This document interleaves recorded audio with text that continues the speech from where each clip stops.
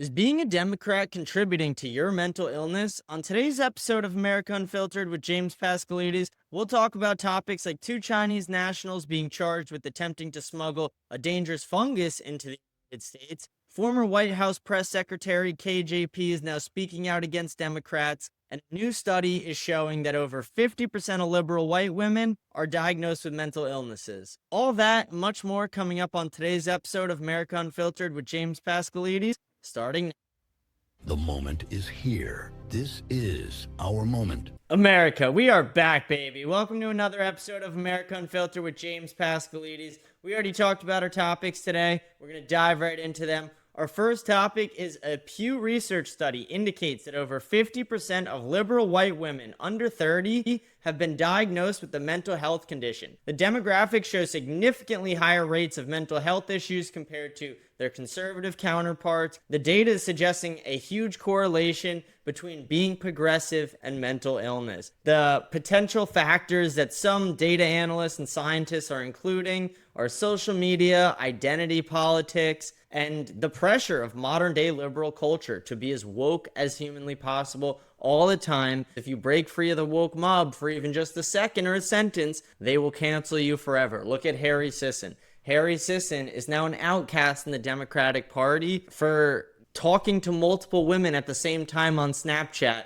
when he's 20 years old and not even sleeping or dating any of them. Like, it's one of the most ridiculous things. I'm going to pop the data up right here for you guys so you guys can see. Isn't that ridiculous when you see that 56% of liberal white women are dealing with mental illness? And then you go over to the white conservative side and you see it's 27%, which is still high, but 56% is double. There is obviously a direct correlation between things happening in the Democratic and liberal movements and mental illness. A lot of it has to do with the identity politics. They are confusing people by creating additional genders that don't exist. They are creating mass confusion among children, not letting kids be kids and grow up. Parents are deciding at a very young age for their children who their children should be. Megan Fox and Machine Gun Kelly are a great example of this. They have 3 children, and all 3 of those children identify as transgender. That is a statistical anomaly. The chance of someone having 1 transgender child is slim to none. The chances of someone having 3 transgender children is bad parenting. It has nothing to do with the children actually making decisions for themselves, and it's woke liberal parents in woke liberal Hollywood pushing this agenda onto their children. But that's not all that's leading to the decline in mental health. A lot of it, I think, is drug use, SSRIs, and things like that. I think the liberal movement promotes drug use a lot more than the conservative movement. The conservative movement promotes family, religion, and values that align with a better society, while the Democratic movement has aligned themselves with drugs. They have aligned themselves with trying to remove people from prison, not add extra people in prison. They've aligned themselves with allowing crime to pour over our border in record amounts, also allowing fentanyl to pour over our border. Fentanyl is the leading killer for people my age in this country. I can't imagine that's helping the mental health of their friends who are watching their friends die due to fentanyl in this country. Social media is a big factor as well, and the constant lies and propaganda we're being fed. But I think the biggest reason you see a difference between Democrats and conservatives on this, conservatives are promoting much more positive values to the people who follow the conservative and Republican movements, while leftists and Democrats and liberals are not promoting those same ideals. They don't want you to have a family. They want you to abort your kids. They don't want you to live a healthier life. They want you to take drugs. They want you to be in big pharma. They want you on government subsidies. They want you dependent on the government. They want socialism in this country, and that's why they're depressed, because they're pushing towards a socialist society. Socialism is depression. Socialism is sad. Socialism, when you see it in practice, is failing, killing people, making people depressed, putting people out of work, and there's no room for growth in socialism. Why would anyone want to innovate, invent the next thing if there's no prize to it? You don't get any reward for it. People aren't just incentivized to build things for the greater good of humanity. It would be amazing if the world worked that way, but it's not. People are incentivized to do things for rewards. That's why a capitalist society excels. People are able to invent things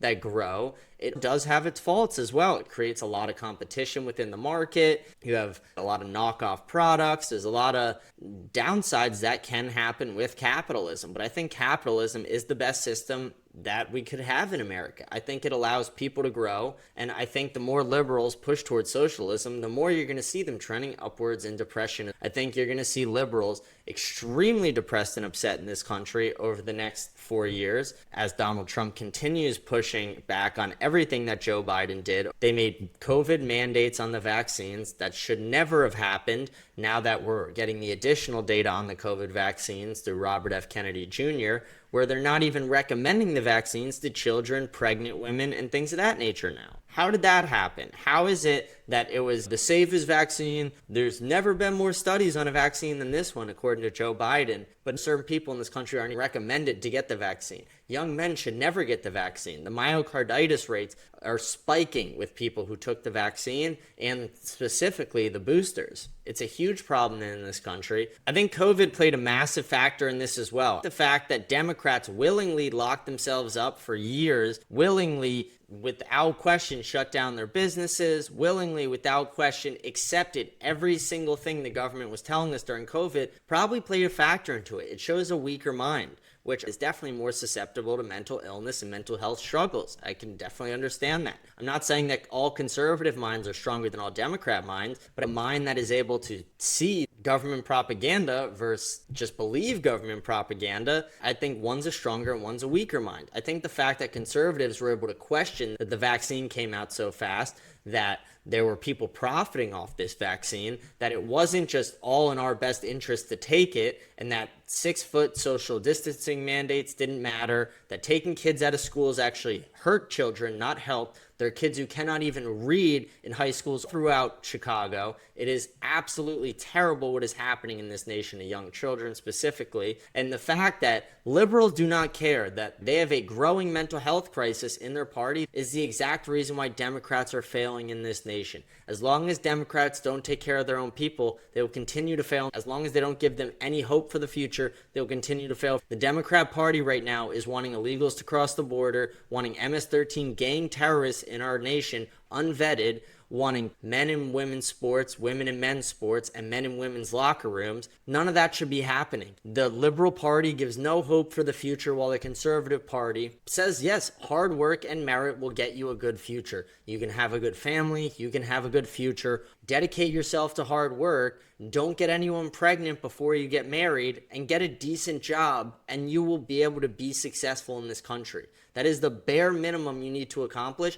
and you can be successful and live in this country. If you can get a decent job, graduate high school, and not get anyone pregnant before you get married, it is almost impossible to not succeed in America. I think more Democrats should switch over to the conservative side and see that there is hope for their future when they don't have people in their own party constantly telling them how bad everything is and how bad everything will always continue to be, and how bad white people are specifically in this country. Democrats have made white people, and white men specifically, a villain in this country, and it's something that us as Americans and conservatives, it doesn't matter the color of your skin, are standing up against it. Nobody should be saying any negative thing about anybody because of their race, and that's something that has happened to white people over the last few years in this nation. I want to go on to our next topic today. 2 Chinese nationals have been charged after being arrested trying to smuggle a potential agro-terrorism product into the country. So 2 Chinese nationals, I'm not going to try and pronounce their names, I'm not going to be able to, have been charged with bringing a fungus that could devastate crops and considered a potential agro-terror bioweapon. They were apprehended at Detroit Metropolitan Airport with the fungus intended for research at the University of Michigan, where Jian is a researcher. That was one of the people arrested. They are reportedly a member of the Chinese Communist Party, received Chinese government funding for their research. If they're receiving funding from the Chinese Communist Party. Why are they conducting their research in America? I'm very glad this person was arrested. I hope they are deported as well. No Chinese nationals should be accepting Chinese government money to do research in America. I don't think we should have any Chinese nationals currently in America. I think we should be deporting them all. Anybody who is currently in the United States on a green card, legally or illegally from China, we need to send back to China. We need to do everything in our power to remove their green cards, and all the ones who are legally here, deport them anyway. The fact that the Chinese-owned farmland has over tripled in just the last few years in this nation, the fact that the Chinese Communist Party is allowed to infiltrate the United States is terrible. It cannot lead to anything good, especially after COVID. How can we trust China after COVID? We know the virus came from the Wuhan lab. We know they lied about the origins of it as well for years. So why would we allow Chinese nationals into the country who are committing crimes in this country as well? They should not be doing their bioweapon research in the United States. They shouldn't be doing it at all. We should not allow the Chinese Communist Party in the United States, and that should not be a controversial statement. I do want to go on to our next and our last topic. Karine Jean-Pierre, the Biden press secretary, is now leaving the Democratic Party. She's releasing a tell-all book, just like Jake Tapper. She's going to talk about all the disinformation and dishonesty happening in the Biden administration. She thinks that Biden was a great president, but all the people surrounding him were really hurting Joe Biden. She is still full of lies, still full of misinformation. It's funny, she's writing a book on misinformation when all the book is going to be lies and misinformation. It's as ironical as it gets. Every time I say stuff like this, it's like SNL can't even write these things. They couldn't write things as ironic as that. She's writing a book on misinformation, and the book is just going to be all lies. I'm definitely going to buy it. I have to read it. I got to know what they're going to say. But at the same time, it's like, how are we letting them get away with this? They're now stepping away from politics, and they're writing these tell-all books, and they're ratting everyone else out, but they didn't do anything wrong the whole time. They were just innocent bystanders or waiting to write their tell-all books. It's one of the most ridiculous things. It's obviously a ploy by the Democratic Party or by these individuals in the Democratic Party to try and remove themselves from all the crime that was committed and to try and exonerate themselves. But the American people can see right through that. We can see through the fact that if you're ratting everyone else out, you're probably way guiltier than all them. If you're going to come up here and say, this person did this, they did this, I'm going to assume you did all that and a third. I'm going to assume you did so much worse. The fact that you have the balls to write a book, who do you think you are, KJP? Who do you think you are, Jake? Speaking out against the Democratic Party and the Democratic Party regime. KJP stood in front of the American people time and time again and lied to the American people. She said Biden never had dementia. We heard the her tapes ourselves. We knew he had dementia. We watched the debate ourselves. Watched him fall off the bike. We watched him fall up the stairs. We watched him fall and slip his words and slip his words. And time again, the American people said he has dementia. He has to be checked. And KJP denied it. She would even name call Peter Doocy when he would bring it up in the press briefing room. So KJP would go as far as to insult people questioning Biden's competency, but then she is now lying about it in her new book. She is now lying about it on a press tour to try and make money to keep herself relevant. She knows she'll never have a job in politics again. She knows she was the biggest DEI hire. She was there because she was a black woman who was part of the LGBTQ community, and they wanted to check that box off or check those boxes off on the record when they added the new press secretary in. One of the greatest things Donald Trump understands is you put a beautiful woman at the press secretary and everyone's going to tune in. No one listened to KJP, and it has nothing to do with her looks. It has to do with the fact that she lied every week to the American people. Every time she stood on that podium, she lied to you, she lied to me, she lied to America.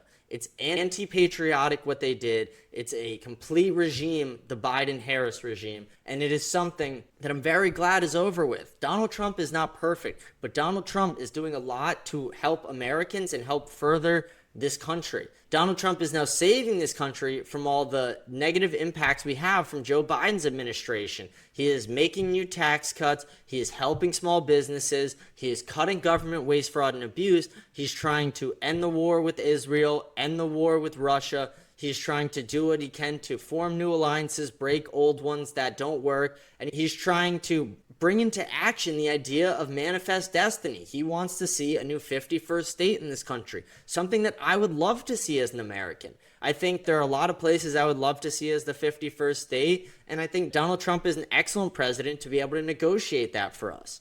I think the fact that Democrats are able to get away with lying for this long is terrible. It's something that the American people need to stand up against more. Conservatives stand up against it every day, but Democrats need to stand up against their own party the same way conservatives do. I understand there's people who are completely MAGA overridden, and no matter what, they're going to accept everything Donald Trump does and love it. But there are a lot of conservatives, and it's the majority of conservatives who are willing to speak out against anything we do not like in our own party. But Democrats seem to not be able to do that. Democrats seem to not want to upset anyone because the woke liberal media is going to cancel them. They're afraid of losing their sponsorships, their brand deals, and their followers. They're afraid of pissing off the woke Russian bots on TikTok. It's leading to the decline of this country. It's leading to the mental health decline in white liberals. It's leading to the tell-all books we're seeing by Jake Tapper and KJP. And it's leading to people like me having to create shows like this to just give everyone the truth. I'm James Paskalides. This is episode